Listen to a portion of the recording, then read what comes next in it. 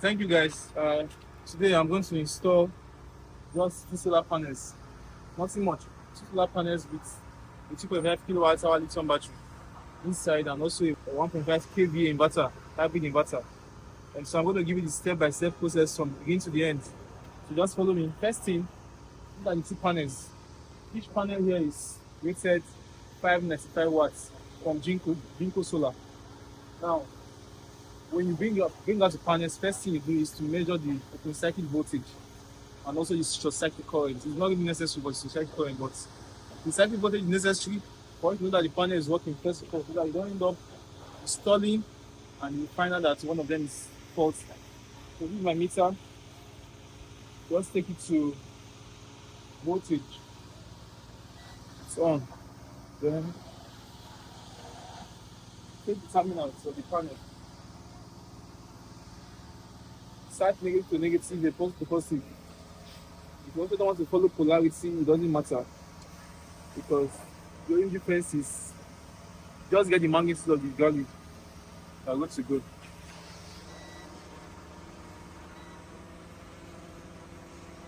Magnitude, that's 47.75 volts. 47 volts. Open circuit voltage. That's right. It means this panel is working. Let's test this one if it's working. If it's not working, I'm going to return it to you. You have a bottle form. You never waste time installing at all. So, around the same 47. So, that one is settled. Okay, let's just do this short circuit test. You have to bring the panel down. Because for you to get the best out of any solar panel, it has to be some form of inclination to the sun, to the direction of the sun. If it's standing straight like that, you cannot get the accurate reading. So this is a short circuit, positive and negative, locked in. Then take your meter, put it on amperage measurement, amps. So let's see what I get it from this. 9.3. You can see it's a very high current. 10, 11, 12, 13. I guess not to 13 amps. So circuit currents. That's to tell you that these panels are breathing fire, flames upon flames. These panels are very efficient. That's why I like using them. Very efficient. They tell you this short circuit current is 13 amps. They're expecting 14 amps. But most times you might even get more than what is written on the name. So the circuit current here is 14.07. Are you able to pull out 13 amps? You see? So when I take it out to the roof, the current is going to be very, very nice and very, very active. So let's just unlock this thing and start the installation proper. Okay? So I'm going to unlock it now. Start my installation proper.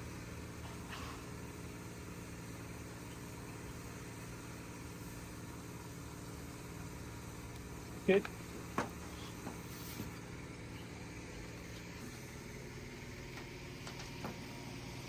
People have pots. Solar panels. How many cells do you have?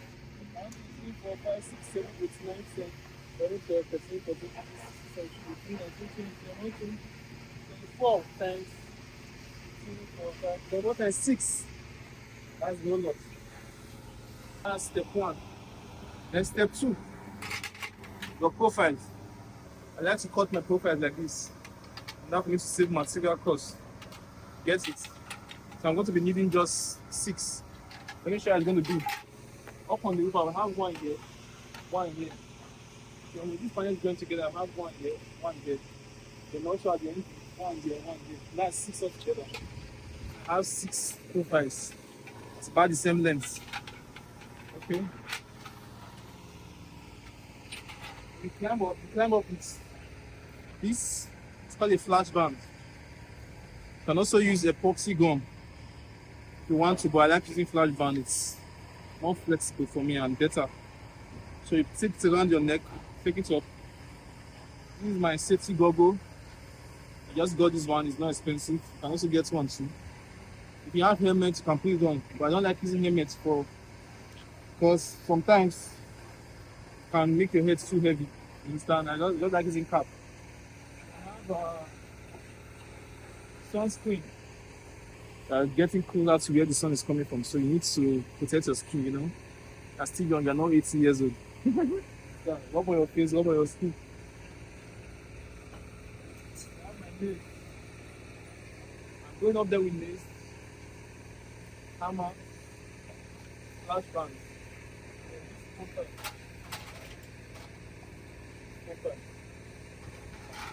so when I'm done with the profile navy, then I'm going to start taking the panels off. So before I climb up, I'm going to take the measurements of these panels and mark tape. So 2 parameters you need are the width and the height. So the width of this panel is about 45 inches. I've already marked it with the black tape. Then the height of the panel is about 90 or so. You don't really need the height because you're not going to have 2 steps, it's not 1 step. It's about 90 inches. So when I go there, I know what to do. I've already marked it. I've already marked out. So thank you very much. Let's go to the next step. I'm climbing up now. See me up. Yes. Okay guys, I'm up here now. And so, like I was telling you, I've already taken the interlocks that I slice into smaller bits. I've taken the interlocks up. I have my nails, I have my flash band. In a couple of minutes, I'm going to show you what I've done, and I'm going to hit the nails on the interlock and make it firm on the roof before I start installation. Very simple and easy. Now, so let me tell you, this is a flat roof. This is an almost flat roof, so you don't need to worry about where the sun is coming from and where it's going to set or where it's going to rise. Just place it and make sure you minimize space. You understand? So that's what you need to do for this one. You get the point? And so let me show you what I've done so far. It's very simple. Like I told you, I already measured the width of the panel because I'm not going to do stepping on this. So it's just the width that we need. So let me show you what I've done. Okay, take a look. Just take a look. Right here, I have this profile. I'm going to place one here and one down because I'm going to use the bolts and nuts to hold both the top of the panel and the bottom of the panel. Now what I did is this. First things first, you need to mark the first point you need to place your profile. You can see on the roof, make sure you are standing on where there are wood or there's wood. Don't stand here, don't put your leg here because you might fall inside the roof. You see there's a wood here. The nails will guide you. The nails, you can see there's a nail here, it means there's wood here.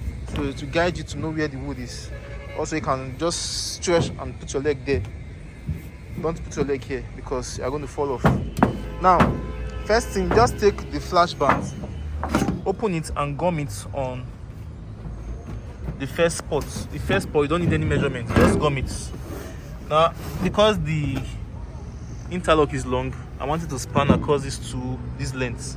So just gum and put the interlock here. Okay? Then the first thing you need to do is measure the width of the panel from the middle of the interlock or wherever you want the panel to start from. If you want the panel to start from here, you can measure from here. This is the middle. If you want it to start from here, you can measure from here. If you want to start from here, almost at the edge, you don't want the interlock to show, a lot of the interlock to show when the installation is complete. You can start from here, but I'm starting from here. You get the point? So you measure from there to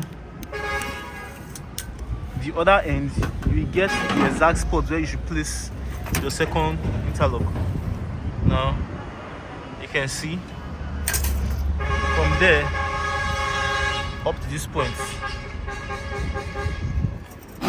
So you mark this spot. When you mark this spot, I've already marked it. Now it means when you place the first panel, it's going to span right from this point down to this point. So your second interlock must be within that point, or the point must be within the second interlock. You should not be away from it. So if you put your interlock here, it means the panel is going to fall on this place and there'll be nothing to rest on. So you have to shift this one here to accommodate the panel. You understand? So the same thing you do for the second panel. Also measure from here down to that side. You see, I've already marked it fell here. So you're going to make sure it's within that marked spot. So that's it. So the same thing you do for the top, just reciprocate and do it for the bottom. You don't need to measure anything at the bottom again, just do it like that and you're okay. So that's how I did my profile. So I'm going to just nail.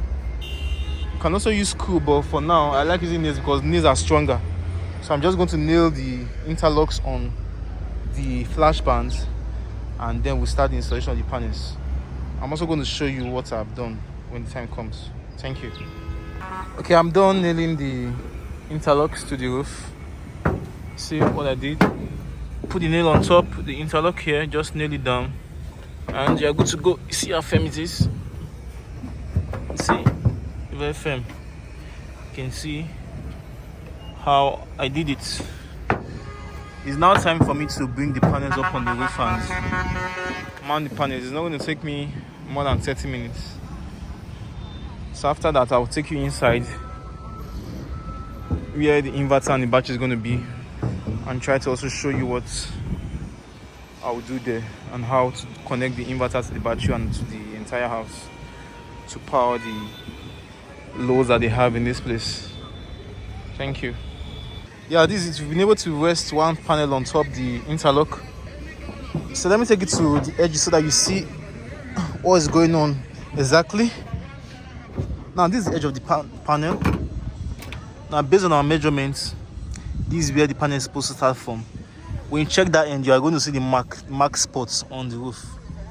Now this is what we call a panel lock or air clamp, anyone you want to call it.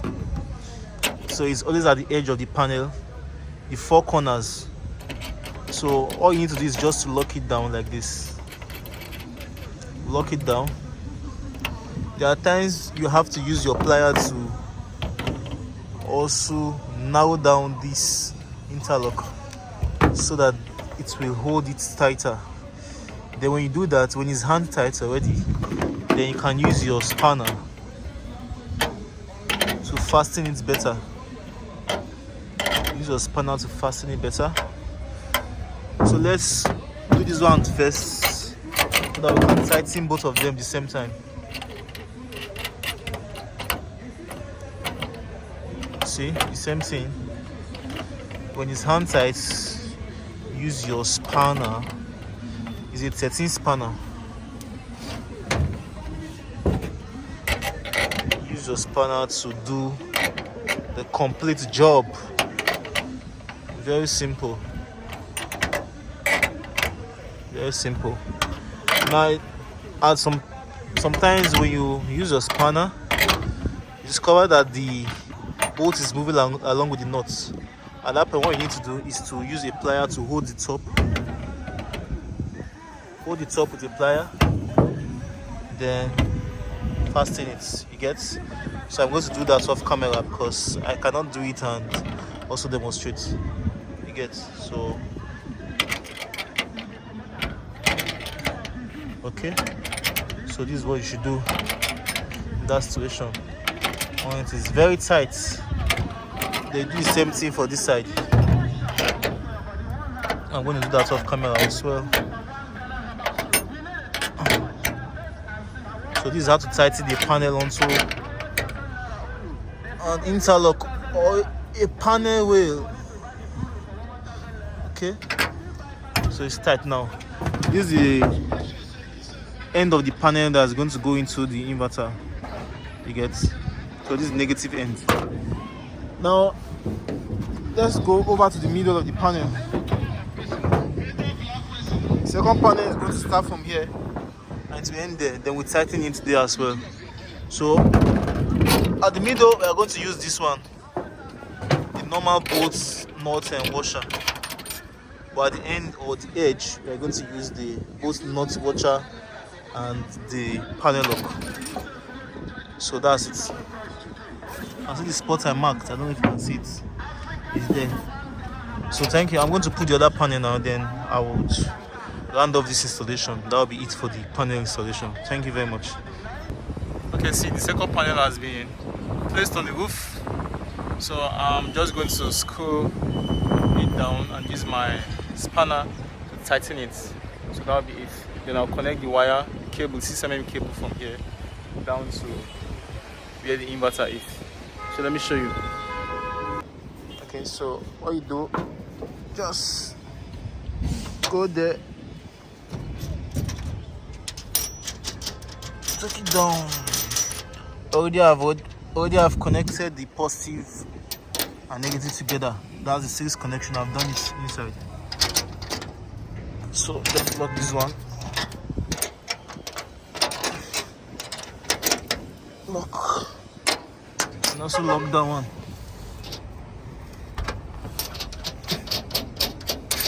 Lock this one as well.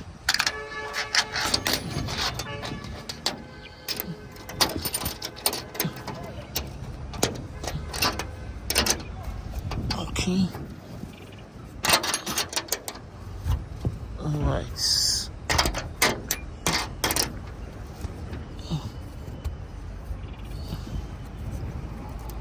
Alright.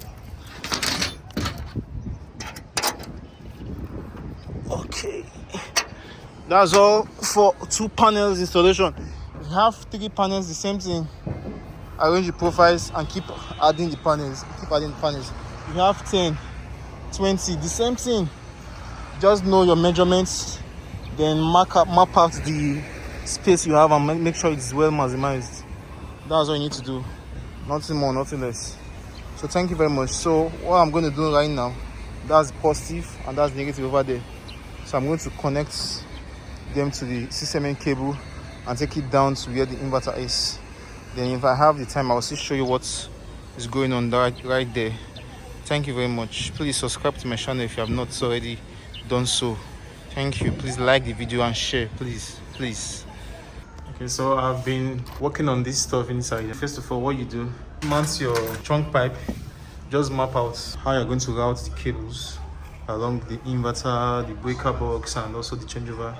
So when you do that, then also the battery, because normally this inverter has the battery terminals here. So I have to also run the pipe from here down to this place. After that, you start with the changeover, the topmost component, because when you hit this stuff, there's likelihood that sound will drop from it, so it will not fall on any of the other components or materials. So you start with this one. When you're done with this, I use nails. You can see I use nails so that it will be firm to the wall. After that, then go with this one. The next one is the breaker box. Then place the breakers. Then before you mount the inverter with some wall plugs and screws. So once you mount the inverter, the next thing to do is to mount, just put the battery on the ground. This 2.5 kilowatt lithium battery, 12 volts, a small battery, ground mounted. So once you put it on the ground, connect the battery cable. So you can switch the battery on and switch on the inverter to see if the inverter is working. So the inverter is working. So after this, the next thing you should do is connect the DC cable, the output of the DC cable to the inverter. After that, you also connect that of the AVS. How you are going to do this connection, start from here, from the top of this changeover, connect the positive and negative to the input of this. Then the output, the live will go to this breaker. Then we have one live output here and neutral. Then you connect these two to the inputs of the AC input of the inverter. Then the AC output of the inverter, you can connect to a breaker, but I didn't get the breaker for that. Or you can just take it straight to the changeover. This is part of the changeover.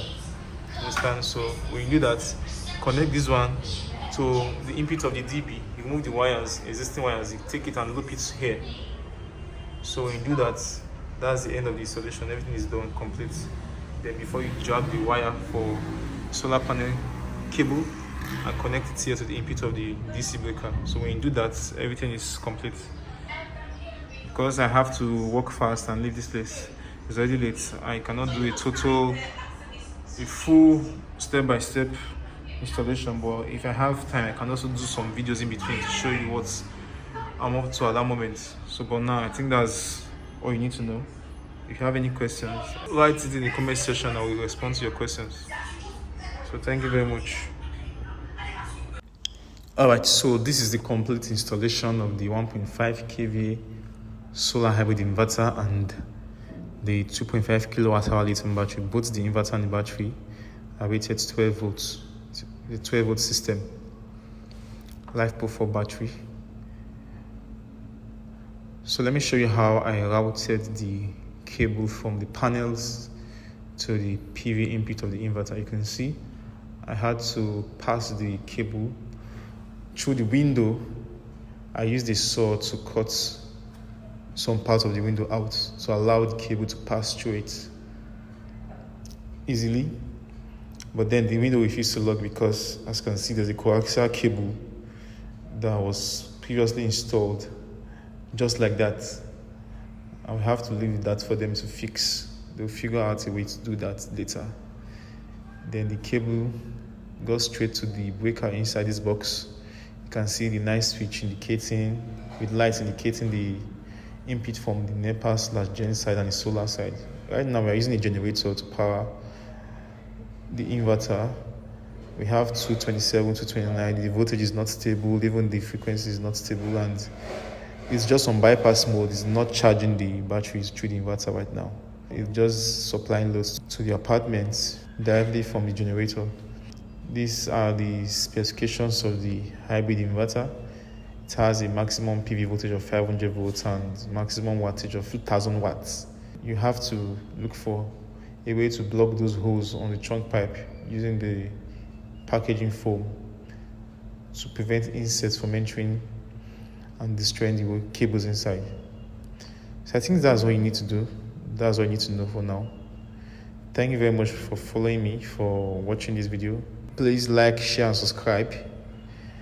If you enjoyed this video, please comment a thank you in the comment section. If you have questions, also put them in the comment section. Thank you very much again. I will see you soon in the next video. Bye.